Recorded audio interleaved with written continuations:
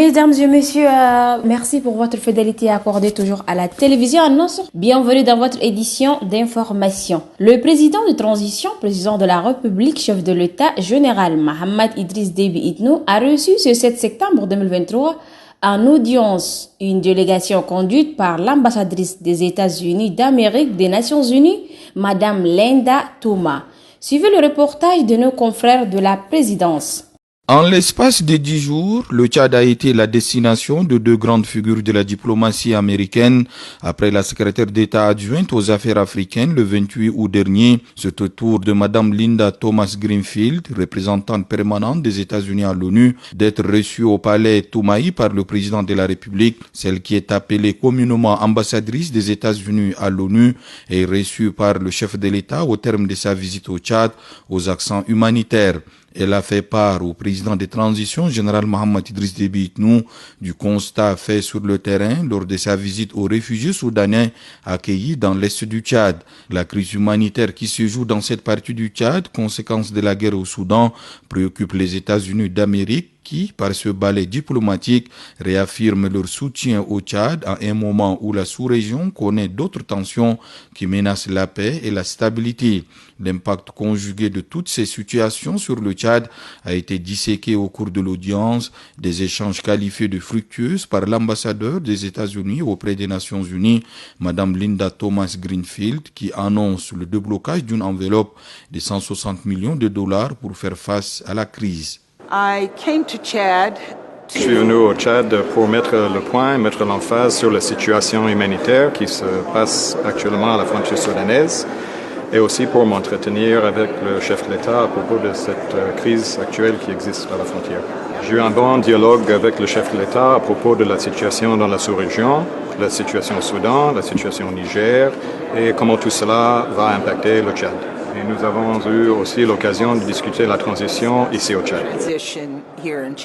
Le président de transition a insisté sur le rôle de premier plan que joue le Tchad dans l'accueil, l'installation et la protection des réfugiés, un leadership reconnu et loué par la diplomate américaine qui entend booster la solidarité internationale en faveur du Tchad. Grand soutien du Tchad, les États-Unis d'Amérique s'intéressent également à la conduite de la transition en cours.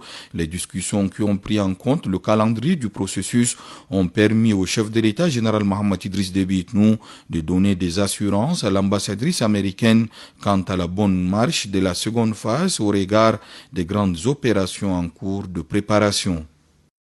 Le 8 septembre est la journée internationale de l'alphabétisation. À cet effet, la secrétaire d'État à l'éducation nationale et la promotion civique, Madame Guildier Liliane, a fait une déclaration. Suivez un extrait de sa déclaration. L'alphabétisation est une des approches éducatives la mieux adaptée pour les 78% des femmes et des hommes ne sachant ni lire ni écrire. Elle permet d'améliorer leurs conditions de vie en élargissant leurs capacités qui, à leur tour, réduisent leur pauvreté, accroissent leur participation au marché du travail et ont des effets positifs sur leur bien-être et leur épanouissement. Il ressort de la campagne 2022-2023 la statistique suivante. 3276 centres animés par 3276 animateurs. Inscrits 170 077 apprenants, dont 178 114 femmes. La journée de 8 septembre 2023 est l'occasion pour réfléchir sur la façon dont il est possible de recourir à des pédagogies et à des méthodologies innovantes et efficaces d'enseignement pour les jeunes et les adultes. Elle donnera également l'occasion d'analyser les rôles des éducateurs, ainsi que les politiques et les mesures efficaces susceptibles de soutenir les éducateurs et l'apprentissage. Lancement ce 5 septembre 2023 de la formation certifiante Aiken Maswen Leadership Tchad est une formation axée sur le changement de caractère, de comportement et de réputation. La cérémonie est dirigée par le représentant du ministre de la Jeunesse, des Sports, des Loisirs et des Leadership entrepreneurial. Suivez le reportage de Zenaba Dogo Clémas. Ce sont au total 120 participants qui prennent part à cette formation certifiante de la Fondation Aiken Maxwell Leadership Tchad et le leadership transformationnel qui leur permettra de changer le caractère et d'être de bons leaders pour la société. Sur quoi est basée cette formation? Gambay Diegolta Diracor Arma est le fondateur de cette fondation. Tout se lève et tout s'abaisse par l'influence. Tout se lève et tout s'abaisse par l'influence. On peut construire par l'influence, on peut détruire par l'influence. On peut vous appeler professeur, et puis vous allez arriver quelque part, personne ne va se lever pour vous accueillir. Mais quand on va voir le petit comédien du quartier arriver, c'est tout le monde qui va le considérer parce que lui, il a de l'influence, mais toi, tu as le titre, mais tu n'as pas l'influence. Donc, ce qui est important, il faut comprendre que tout se bâtit par l'influence. Même les bonnes choses comme les mauvaises choses.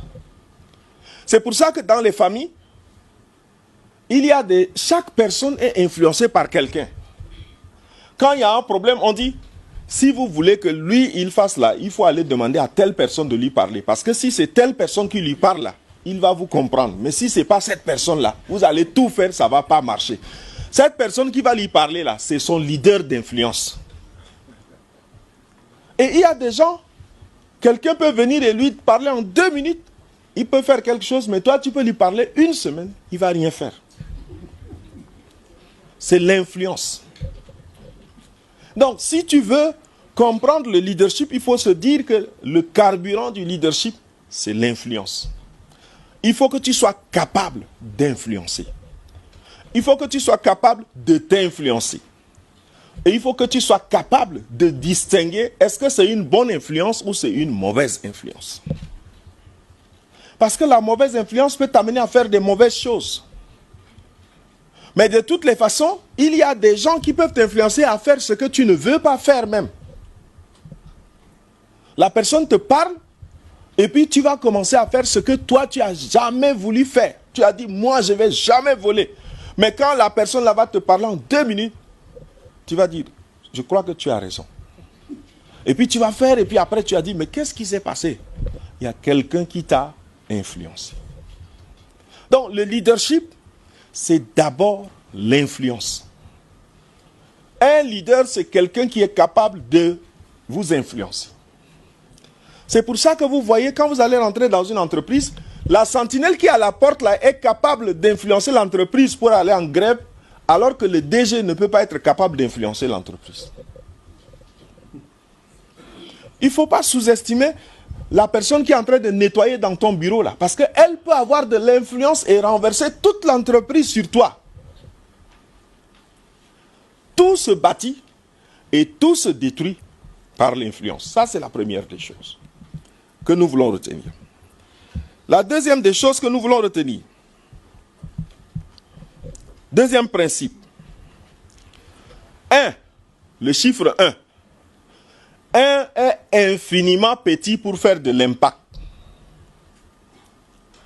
1 est infiniment petit pour faire de l'impact. Avec 1, on n'obtient pas des résultats. C'est pour ça que si tu veux rester seul, tu vas être toujours seul, mais à seul, tu n'auras pas de résultats. Parce que 1 est infiniment petit pour faire de l'impact. Vous savez, il y a des gens, nos arrière-grands-parents étaient à l'école. Ils ont écrit 1 comme ça. Nos parents sont venus, ils sont allés à l'école. Ils ont écrit 1 comme ça. Nous sommes allés à l'école. 1 n'a jamais changé de position. Nos enfants sont allés à l'école. Ils continuent à apprendre 1 de la même manière. Nos petits-fils vont venir. 1 ne va jamais changer. 1 reste 1. C'est pour ça que quand vous voyez les chiffres là, on dit que c'est un caractère, parce que ça ne change pas. Donc, si tu veux rester 1, tu vas continuer toujours à être 1, parce que 1 est suffisamment petit pour faire de l'impact. On ne peut pas faire quelque chose en étant seul. On a besoin d'un autre. Si tu veux simplement être seul, tu vas constater simplement que depuis 60 ans, depuis 1000 ans, un est resté toujours un. Avec un, on ne fait pas de l'impact. À seul, on ne fait pas de l'impact. Troisième chose. Troisième principe. Le leadership, ce n'est pas une position d'autorité, c'est une position de service. On n'est pas leader pour dominer, on est leader pour servir. On n'est pas leader pour être chef, on est leader pour faire du bien aux autres, pour amener les autres à changer. Le leadership n'est pas une position d'autorité, le leadership est une position de service.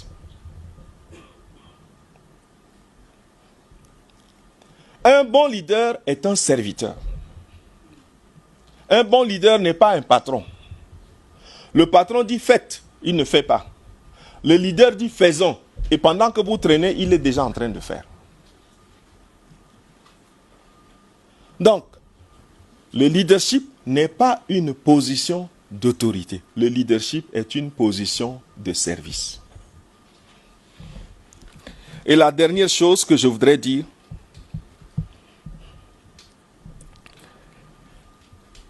c'est pour un peu reprendre ce que mon prédécesseur a dit. Ne cherchez pas à bâtir la réputation, cherchez à bâtir le caractère. Cherchez à bâtir le caractère, ne cherchez pas à bâtir la réputation. Ne fais pas tout pour qu'on sache que tu es là, pour simplement te montrer. Non, travaille sur toi-même de sorte que quand tu vas commencer à faire des choses, même si tu n'as rien dit, on va savoir que tu existes quelque part. Mais quand tu cherches à te faire connaître, le jour où la crise va venir, tu n'auras pas de caractère pour tenir.